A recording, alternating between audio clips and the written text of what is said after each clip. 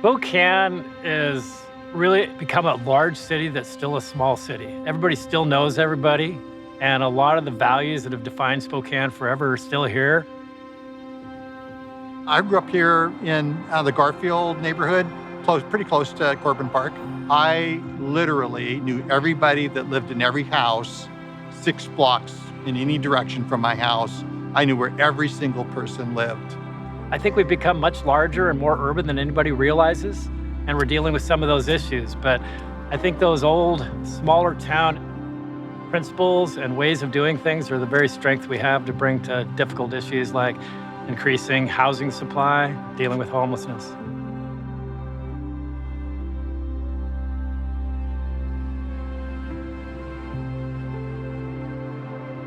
I'm Jim Frank, and I'm with Greenstone Corporation.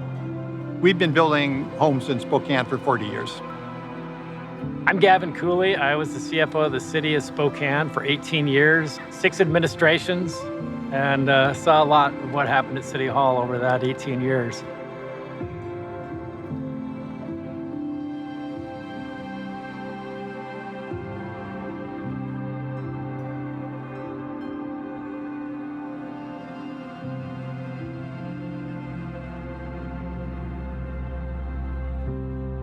Most of what we try to do as a neighborhood is based on the feelings that I had growing up in the neighborhood that I did.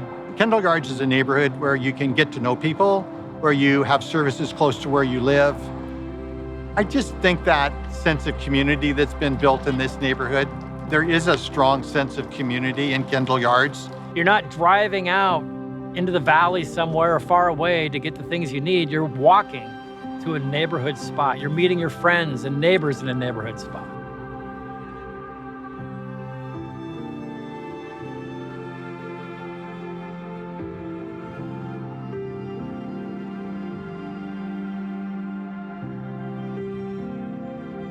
Sadle Park is really symbolic for what we're facing right now. What we have to realize is Spokane is in the top 10 or so deficits in housing in the nation. History is repeating itself. We have a housing shortage, and a really big housing shortage was after World War II. And we had people coming back from the war with no place to live. And so the response to that was a united, really concerted effort to build houses in a very short period of time. And in just 5 years, 18,000 homes were built, which is astonishing. The approximate deficit we have right now is 25,000 homes, which sounds insurmountable. And yet, 18,000 were built in 5 years in the late 40s. We could do that again and even much better.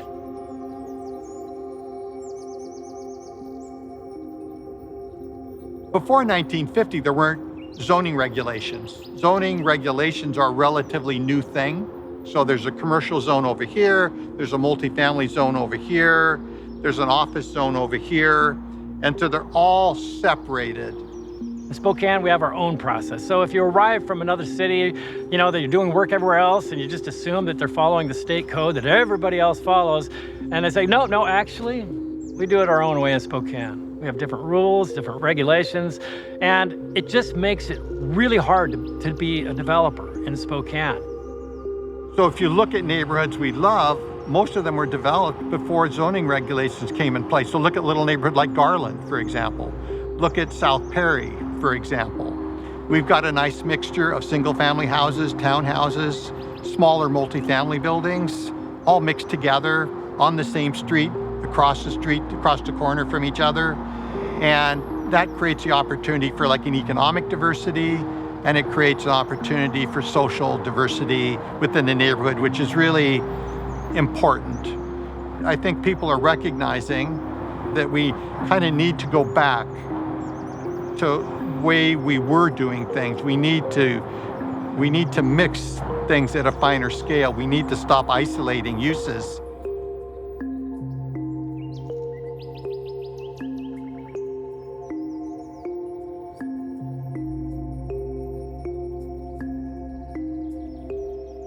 We didn't fall behind 25,000 units overnight. This has been going on for decades, but nobody's been willing to tackle those tough issues. I mean, this is the cultural seat of the city. We got this beautiful river, the falls. The whole reason we're here is right here, our downtown, our whole history. And yet the development isn't happening here, and it puts the whole urban landscape in Spokane at risk when we don't address these problems. Over 50% of the new housing is now being built in North Idaho. And so how is that better? When we suppress housing in Spokane, we're allowing it to happen in North Idaho. Eventually, that's where the tax base will go. That's where the wealth will go. That's where the new retail will go. And then Spokane will be left with median family income that gets stifled in its ability to grow. That's a challenge we have now, because now the city is largely built out. So any concerted effort to bring 25,000 units in means it's going to affect us all in different ways. And so there's a lot of biases out there, biases against multifamily living in, single family neighborhoods and others. And so you have this NIMBY problem, the not in my backyard kind of problem.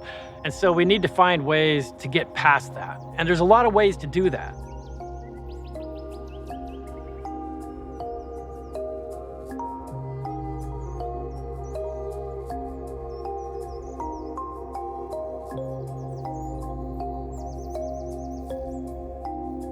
When you allow your housing prices to escalate the way we have, then at the margin, there are families every day becoming homeless because they simply can't afford the rent or they can't afford to buy a house.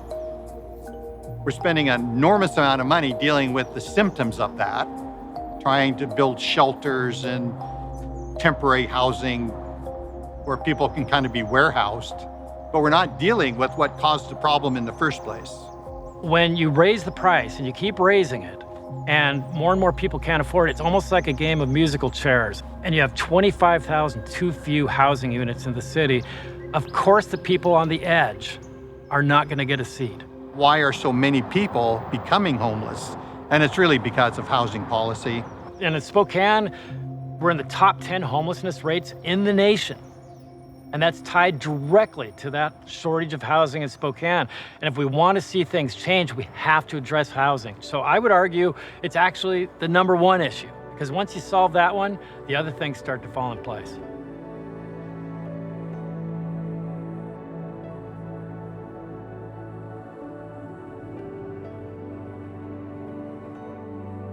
What kind of a community do we want? What kind of neighborhoods do we want? What do we want them to look like and feel like? We need to understand the kind of development that we want to encourage. And if what we're trying to encourage is this kind of mixed-use development, finer scale, then we need to prepare a regulatory framework that doesn't just allow it. It has to encourage it. You can go to many cities where density is increased, with that kind of multifamily, low-income housing, and it's really brought more energy and in fact increased property values because it becomes a more desirable place. You have more coffee shops, you have more commerce, you have more people coming together. And there's huge benefits to more housing in a community. In this community, we need more housing, and we need it now. Spokane needs more housing now.